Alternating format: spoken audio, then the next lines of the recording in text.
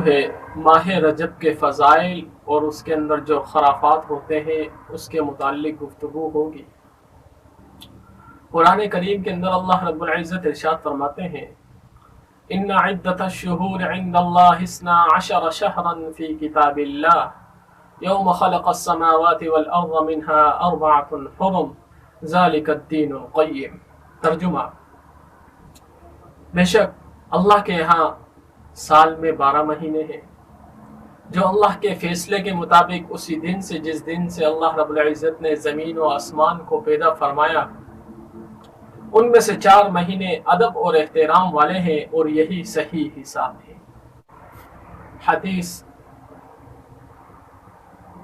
ان الزمان قد استدار كهيئته يوم خلق السماوات والارض منها 4 حرم 3 متوالیات۔ آپ صلی اللہ علیہ وسلم نے حجت الوداع کے موقع پر فرمایا کہ دیکھو زمانہ پھر اپنی پہلی اسی حیت پر آ گیا ہے جس پر اللہ رب العزت نے آسمان و زمین کو پیدا فرمایا تھا۔ سال میں 12 مہینے ہوتے ہیں اور ان میں سے 4 مہینے بڑے محترم اور ادب والے ہیں، 3 تو مسلسل ہے، ذی قعدہ، ذی الحجہ، محرم، اور ایک رجب 4تھا مہینہ یعنی رجب جو جمادی الاخری اور شعبان کے بیچ میں واقع ہے۔ اللہ رب العزت نے اس کائنات کو پیدا فرمایا، پھر آسمان اور زمین کو پیدا فرمایا، پھر اشرف المخلوقات اس انسان کو پیدا فرمایا۔ پیدا فرمانے کے بعد انسان کو بیکار نہیں چھوڑا بلکہ اس کی جتنی بھی ضرورت کی چیزیں ہیں ساری چیزیں پیدا فرمائی، ساری چیزیں جو بھی اس کی ضرورت کی چیزیں تھی ساری چیزیں پیدا فرما دی۔ یہ زمین بہت قیمتی چیز ہے، اس سے انسان کے تمام ضرورتیں پوری ہو جاتی ہے۔ غلہ زمین سے نکلتا ہے، پانی زمین سے نکلتا ہے، سونا چاندی زمین سے نکلتا ہے، ڈیزل پیٹرول زمین سے نکلتا ہے، اس کی ساری ضرورتیں زمین سے نکلتی ہیں، وہ اللہ رب العزت نے پیدا فرما دی۔ جب یہ ساری نعمتیں پیدا فرما دی اللہ رب العزت نے، یہاں تک کہ انسان اسی سے پیدا ہوتا ہے اور اسی کے اندر وہ دفن ہوتا ہے۔ یہ ایک فطری چیز تھی۔ جن چیزوں کی فطری طور پر انسان کو ضرورت ہوتی ہے ان میں سے ایک چیز وقت کا حساب ہے کہ آدمی وقت کا صحیح اندازہ کر سکے، اس لیے کہ انسان ایک حال میں نہیں رہتا، بدلتا رہتا ہے۔ پہلے بچپن، پھر اس کے بعد جوانی، پھر اس کے بعد بڑھاپا، تو کم سے کم وقت کا اس کو اندازہ ہونا ضروری ہے، زمانے کا اندازہ ہونا ضروری ہے اس کے لیے۔ اور اس کے لیے کیا کیلنڈر کا ہونا بہت ضروری ہے جس کو عربی میں تقویم کہا جاتا ہے۔ اب کیلنڈر 3 قسم کے ہیں، ایک کو شمسی کہا جاتا ہے، ایک کو قمری کہا جاتا ہے، ایک کو نجومی کہا جاتا ہے۔ شمسی اس کو کہا جاتا ہے کہ جس کا تعلق سورج پر ہو، قمری اس کو کہا جاتا ہے کہ جس کا تعلق چاند پر ہو، اور نجومی کا تعلق اس سے ہے کہ جس کا تعلق ستاروں سے ہو، اور یہ نجومی نہ ہونے کے برابر ہے۔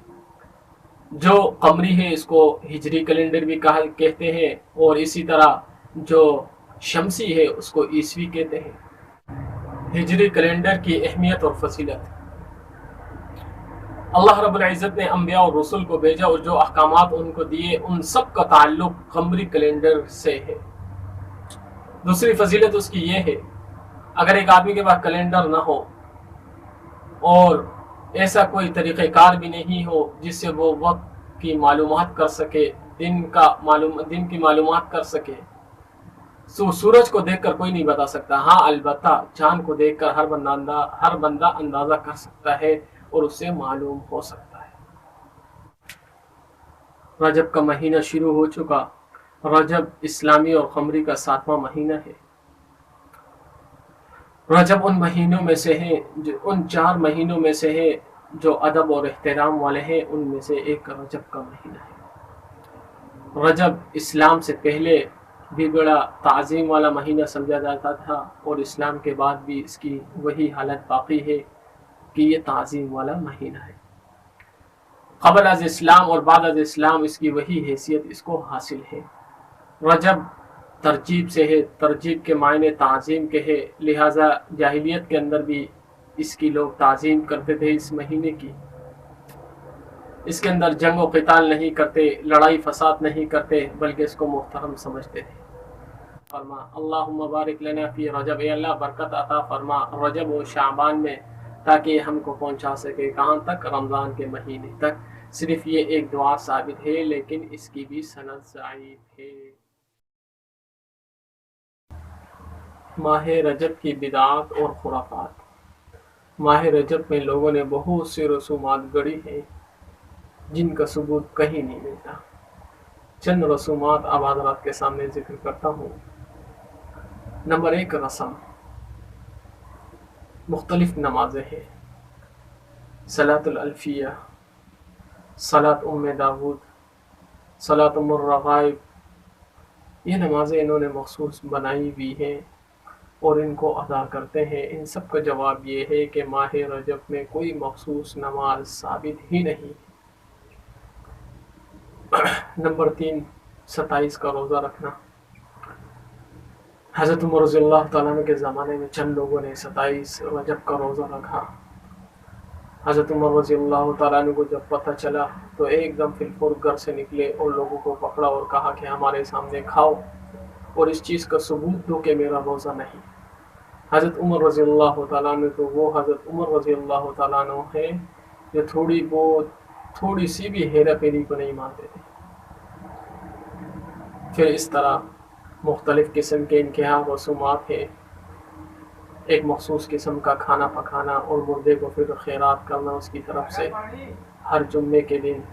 اس کا کوئی ثبوت نہیں، نہ قرآن کریم میں اس کا ثبوت ہے، نہ حدیث میں اس کا ثبوت ہے، نہ صحابہ کرام رضی اللہ تعالیٰ عنہ اجمعین سے اس کا ثبوت ملتا ہے، نہ فقہاء اور محدثین کی کتابوں میں ملتا ہے۔